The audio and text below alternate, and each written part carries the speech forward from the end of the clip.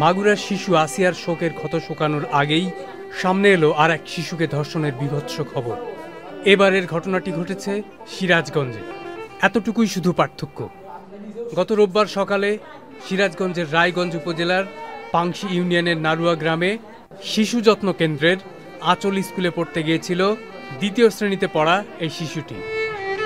শিক্ষিকার বাড়িতে স্থাপিত মহিলা ও শিশু বিষয়ক মন্ত্রণালয়ের শিশু যত্ন কেন্দ্রের আওতায় পরিচালিত এই স্কুলে পড়তে গেলে ওই স্কুলের শিক্ষিকারই 15 বছরের ছেলে শিশুটিকে একা পেয়ে তাকে ধর্ষণ করে বলে অভিযোগ ভুক্তভোগী শিশুটির পরিবারের। রবিবারের দিন 10টায় বলি 10টায় ঘটনাতে ওলিগা সবার মুহে মুহে থান হইলাম, মিয়ার থানও হইলাম, এল্লা ছুতুর মুতুর। মিয়ার তো সঠিক বইলা পারল না, তো হইলাম যে ওলিগা ওই মিয়াক ডেহে বসালিবারে কইছে তুই হেনে বয়। বসলিবারে মিয়া তাওয়া দলিগা ও কি হয়েছে, মিয়া ও বি চেক করে দিছে, চেক করে দিয়ে অজ্ঞান হয়ে গেছে। আর মা বললে পানি ঢালছে, এইটুকুলি মিয়া কইলো।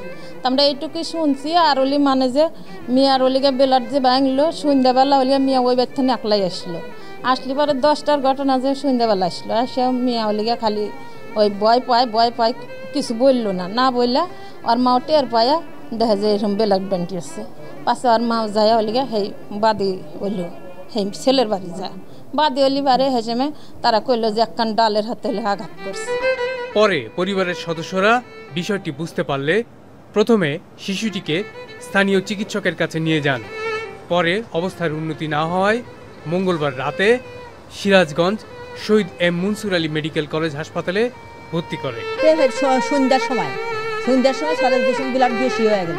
এই সঙ্গে আমি তো আসছিলাম না, এর মা এই পাশের আসল স্কুলে আর একটা মহিলা পড়ায় এর উঠানের সাথে সেই হেঁটে হুঁচটা নিয়ে এই পাঙ্গাসি সিলিম তাক করে বইয়ের কাছে নিয়ে আসছে। আর নিয়ে যাই কিন্তু কুসংস্কার কী হচ্ছে, তা বিলাট কমে নাই না। এখন আর বললে ফের এবার মানুষ ময়মুদিন কারাগান দেখলে যায় চলের বাবা কয়া বলে পাঠায় দিবে, সেই মহিলা দুটো খুঁজটা পাঠায় দিবে।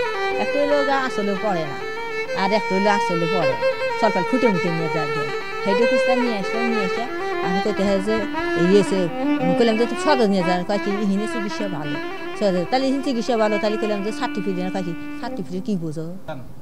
শিশুটি আশঙ্কামুক্ত হলেও মানসিকভাবে এখনো সুস্থ নয় বলে জানিয়েছেন কর্তব্যরত চিকিৎসক। এটা আসলে পেশেন্ট যারা ছিল ওনারা আসলে সঠিকভাবে অভিযোগ দিতে পারেনি। ওনারা গার্জিয়ান চিকিৎসক ছিলেন যখন নিয়ে আসছে। এটা আমরা আজকে ভোরের দিকে পেয়েছিলাম। তো ভর্তি হওয়ার সময় যেরকম ছিল তার থেকে তার অবস্থা এখন অনেকটা ইমপ্রুভ, বাট মেন্টালি সেই কিছুটা ট্রমাটাইজ। আগে যখন যেরকম ছিল তার থেকে অনেকটা ইমপ্রুভ থাকে। এই ঘটনায় শিক্ষিকার 15 বছরের ছেলেকে একমাত্র আসামি করে মামলা করেছেন ভুক্তভোগী শিশুর বাবা।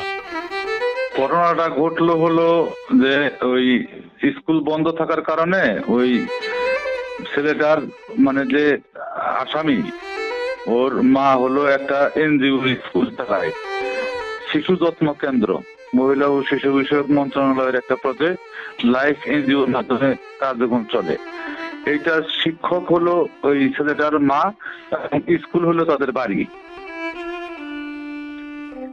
ওই রোববার দিন সকাল 10টার সময় মেয়ে ওই স্কুলে পড়তে গেছিল।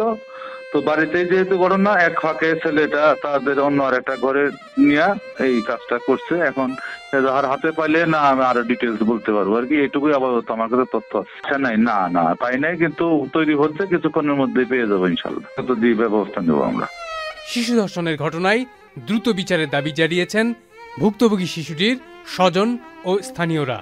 সে ছেলেটির বয়সও খুব বেশি না, 14 থেকে 15 বছর বয়স হবে, এবং ওই ছেলেটি পূর্ববর্তীতেও এরকম ঘটনা ঘটাতে চেষ্টা করেছে, কিন্তু সক্ষম হয়নি, কিন্তু এবার সে সক্ষম হয়।